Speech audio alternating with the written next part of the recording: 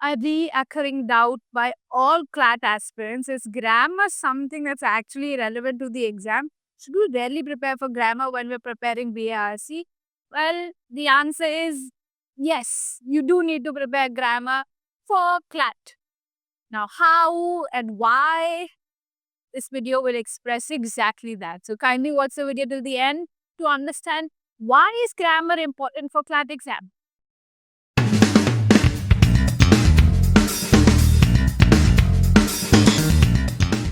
All right, let's get into it. Now, there are multiple facets that grammar caters to for CLAT prep. Okay, one of them is in multiple sample papers. Officially नहीं, but हाँ कुछ sample papers हमने देखा है कि कभी कभी grammar का क्वेश्चन भी पूछा जाता है. Okay, after an RC, there's one grammar question asked. Maybe it's sentence correction, maybe it's fill in the blank. But sometimes in the sample paper, it has appeared. So maybe they're warming up to the chance of having to encounter a question like this in the future. So yeah, you could actually have a direct question in CLAT paper in the future. अभी तक नहीं हुआ है, but अभी तक ये तो realized हुआ है कि पेपर फिक्स नहीं है. There's no static syllabus. It keeps on switching.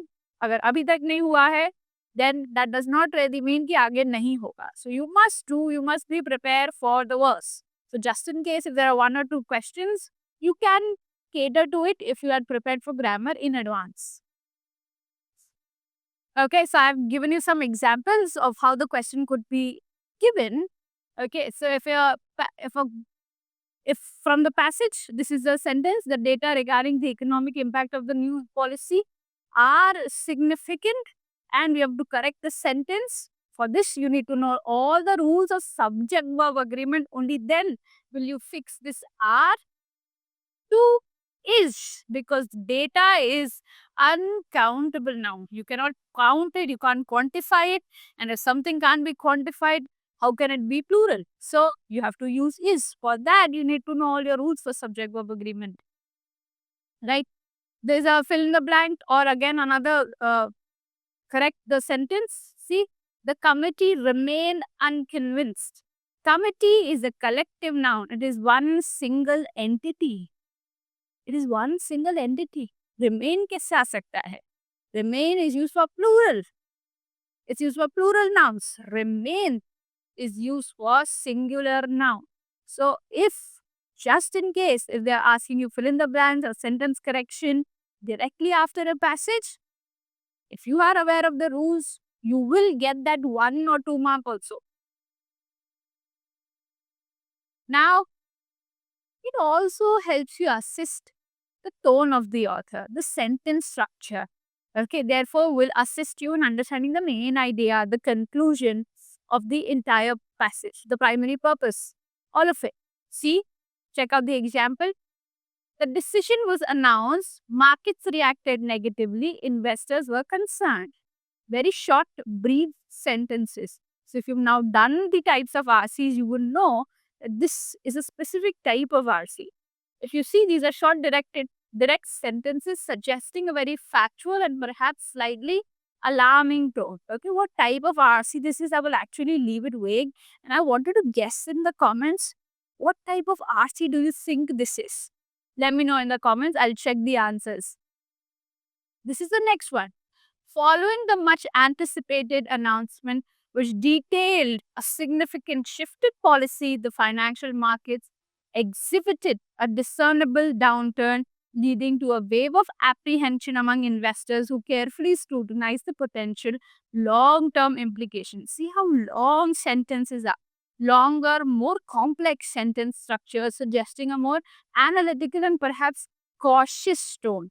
Okay, so there's a hint. What type of passage do you think this one is? Again, take a pause and comment down below the video. I'll check the answers myself. So now, therefore, these are two different types of RCs. And when you have different types of RCs, the approach to RCs change. Alright, if you need a detailed video on types of RCs and their approach, I'll bring that up as well. So, by understanding grammar, you can better discern these subtle differences in the tone. I have more examples. Okay, grammar also helps you in finding the correct sentence structure. certain words, okay, they're called Fevicol words और glue words और conjunctions, ये sentence phrases clauses को जोड़ते हैं, पर randomly नहीं जोड़ते हैं, कोई रिश्ता होता है उनके बीच में, उस हिसाब से उन्हें जोड़ा जाता है. For example words like however, therefore, in addition, because, although, they all have different relationship. What type of relationships? They could have a contrast, they could have an opposing relationship, but however, although, ये उल्टी बातें बताते हैं. Cause and effect, because, so, cause and effect बताते हैं.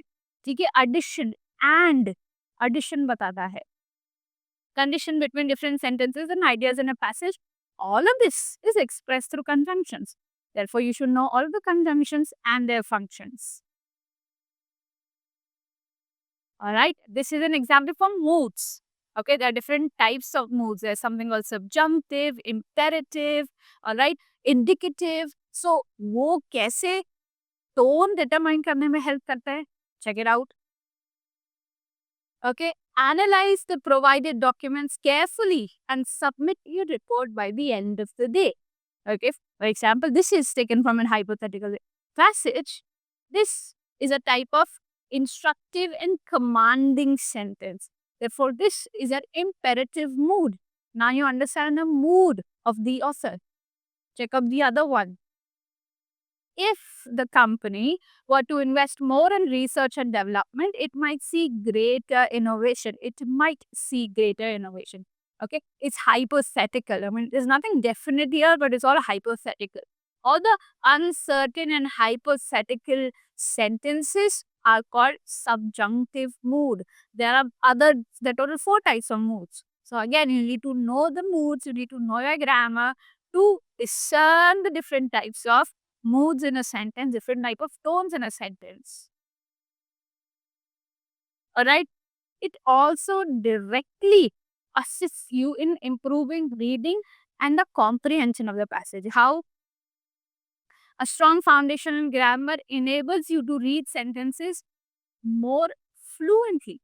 You understand? Again, relating to the previous point, you understand the sentence structure properly. So now you know ये clause किसके लिए है, ये who या whom किसके लिए यूज किया गया है.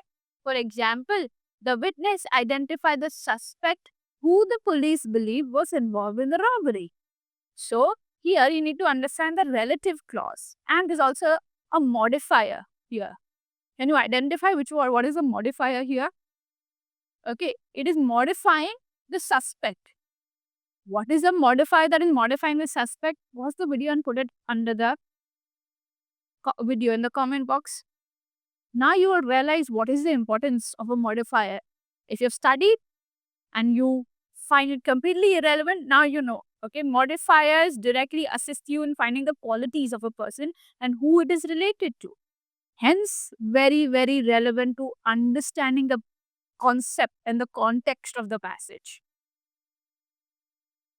Alright, now I gave you a lot of words. I technically did not give you an answer for any of those. So I want you to guess if you are already aware of the meanings. If you are not, I want you to use the comment box to let me know if you want a video on any specific chapter. But here are some syllabus topics that you need to be up to date and you need to learn technically. Okay, so there's parts of speech that's very relevant to the CLAT paper, not just A-Lit.